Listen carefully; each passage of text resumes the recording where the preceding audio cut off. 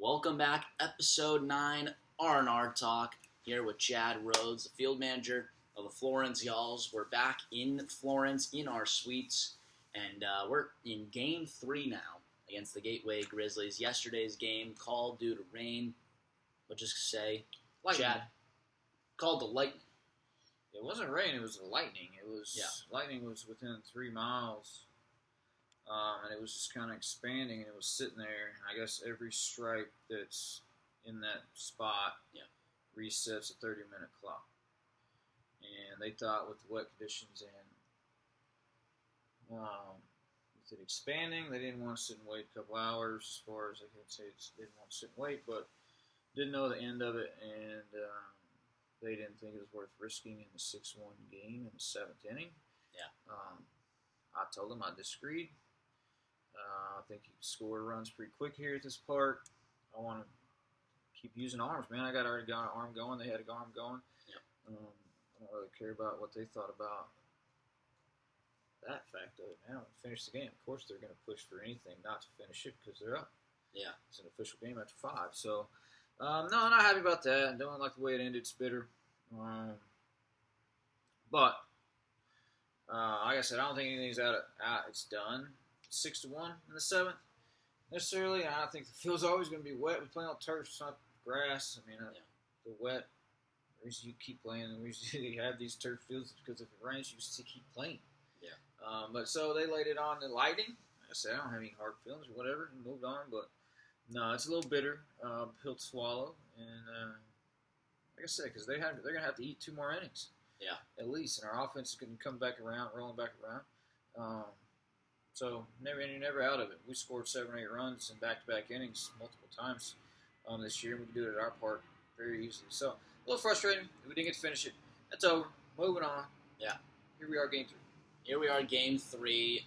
So just to clarify, we did play 6 innings of yesterday, so the game will go down as official, and it counts as a loss against the Y'alls. We lose 6-1 to the Gateway Grizzlies because of the lightning. And the rain was there before, but it was so weird because the rain had cleared up and the lightning was just 3 miles out. So, as you said, we're moving on to Game 3. We could talk a little bit more about what happened in the game of Game 2. Villalobos, that is probably the bigger story. He gets pieced up. The Gateway Grizzlies, looking like a really offensive team. However, they didn't enter that way. So it is the Y'alls pitching, and obviously Watson and Villalobos, 2 different guys, but still both got pieced up. What did you see from Villalobos yesterday? I thought that, hats off. I thought he did a good job in the first inning, limiting damage to 1. Left the bases loaded in the first, right there. They come out of the gates hot on him. He's a guy kind of we talked about, the Colt Cook. I'm not comparing him to Colt Cook, Schomburg. But as far as strike throwing ability and the way they're going to pitch, if you jump on him early and get him off his plan, then you shift what he wanted to do the whole entire game. The pitcher's got a plan coming into a game. Most guys stick with one plan, and they get punched in the mouth, and the plan changes, and they get off track. I thought he got punched in the mouth early in the first, regathered his composure a little bit, limited that damage, and didn't allow him to score too much, but then was still unable to find an answer each inning and went back out. Yeah. And I really thought it was a matter of missing too much in the heart of the plate. And I don't pick on the edges, I don't live on the edges, but I thought that when we were in fastball counts, times we didn't necessarily bode well to be able to leave it over the middle, I thought we left over the middle a little bit mid-thigh, and they didn't miss it. So, no, they've been hats off to them, 2-strike hitting, infield knocks, bunt singles, and then hard stuff, pull side. Not missing those things. I don't know how many times we saw a batter's feet move. Kind of goes back to what I talked about the day before. As far as moving his feet, makes guys uncomfortable, and being able to take control of the box, and being able to take control of the plate. But overall, man, he did give us some length, and he did minimize it to 1. Didn't go further than 1 the first 4 innings consecutively, but did still gave us a shot, kept it close, handed the ball off to Shane, 3rd and 6. Yep. So the pitching is what it is. You can only do so much with it. I think it's a good breakdown of Villalobos. I noticed personally his velo was at least 2 miles, 3 miles per hour down from what we saw in Windy City and even his last time here. So this wasn't his day. I don't know if that's just his feeling or not, but not his day today or yesterday. And what do you say offensively? I mean, let's first speak about TJ Reeves out in right field. We know he was replaced middle of the game. We didn't know what that was on the broadcast. Just give our fans, a little update on that. It's a little bit. Just he went after a ball. He went after a ball, and I think it stemmed from the ball in Schaumburg where he ran to the wall a little bit. And then he had a ball out in the outfield, full speed, and hyperextended his knee just a little. It's nothing crazy, nothing bad, serious. He could just feel it when he was in the box, getting ready to load. He just felt tired, felt uncomfortable. And I knew it was probably going to rain a little bit. I knew it was going to rain today. So, to me, it's early in the season. And I was like, man, you don't need to push through anything out there right now. You don't need to do that. I got you covered. And so I got him out of there, got JB in. So I'll probably give TJ a day-to-day. I want to make sure, like I said, it's probably going to be a little wet and slick out there. And I don't want anything to happen to that guy. I kind of want to protect him a little bit. Not protecting everybody else, but for his own good, because he's going to want to say he wants to play. But I'm going to just give him a day to rest up, feel healthy. That way we come back ready to go against Evansville. Yeah, absolutely. Okay, so TJ Reeves, just probably going to have one rest day there. Let's talk about the offense. Not, exploding on Cornette there. Was that more so the offense was just a little bit stifled, or was Cornette, really just bringing it as a pitcher?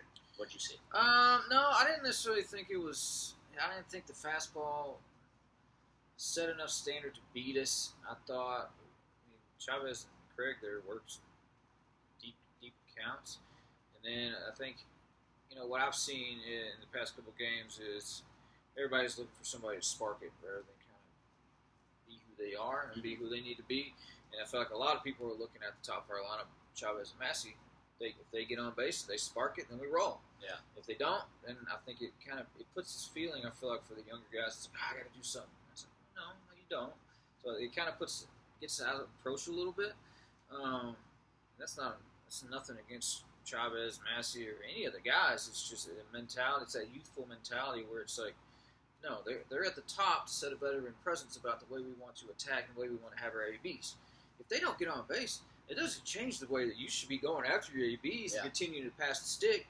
It just means that we got to execute. We got to work a little harder because we're not going to get on base for a single time. This game's hard. That's kind of what I've seen in a few instances. But no, I'll give him credit. I told him I pitched a good game after he did. He did a good hold.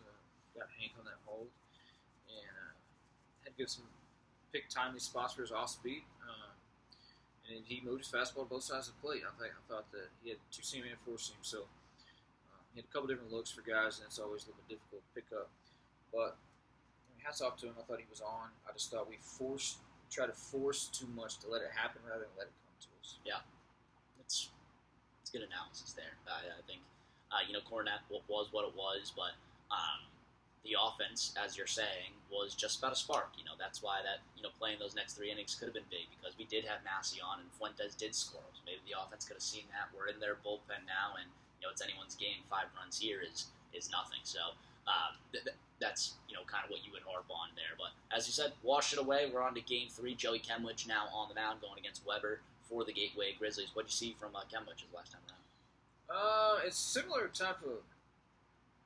The lineups are different. This is Schaumburg who he faced. But there's a lot of left-handed guys. A lot of their danger comes from that left side. Yep. And I'm going to see Joey continue to stretch out a little bit.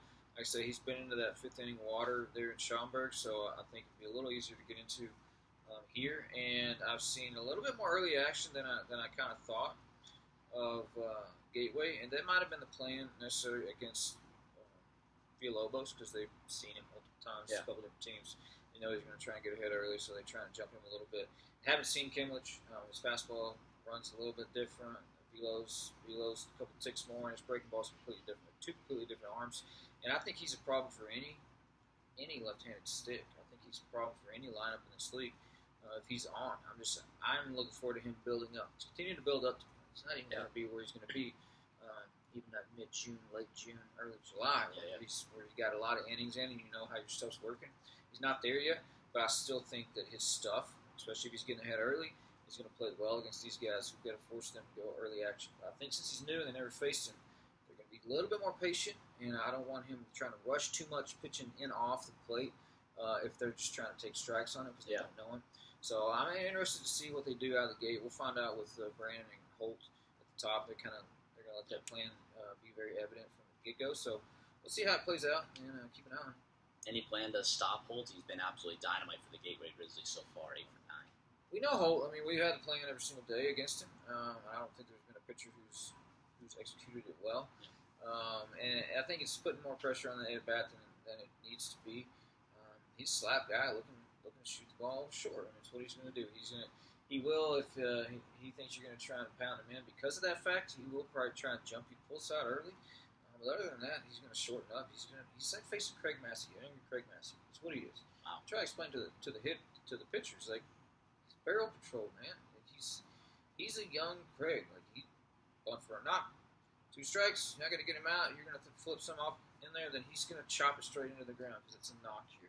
I mean, that's what he did. He did that on purpose last night. Like, it's not like it was like he got lucky topping a ball. No, he chopped it on purpose. He got 2 strikes. He was trying to move the runner. And he knows if he gets it down in that big hop, then he's safe. Like, he knows his game.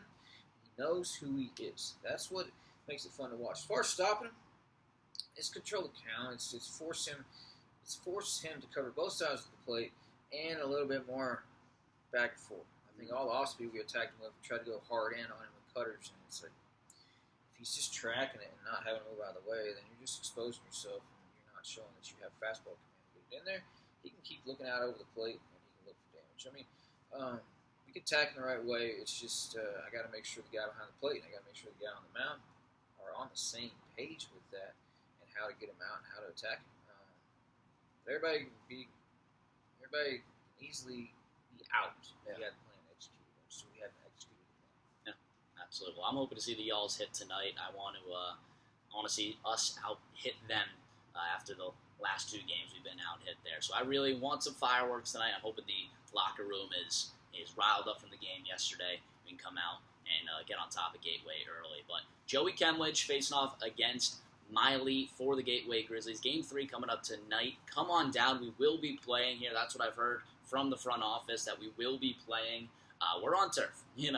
Rain might be in the forecast. What I've seen doesn't look like too much. So come on down, Thomas More Stadium, Thirsty Thursday, $1 10-ounce beers, $2 20-ounce beers. It's going to be a fun time, and might have some new players out there as well, so we can talk about that on the broadcast. 6:36 start. We'll see you later on. Have a good one, y'all.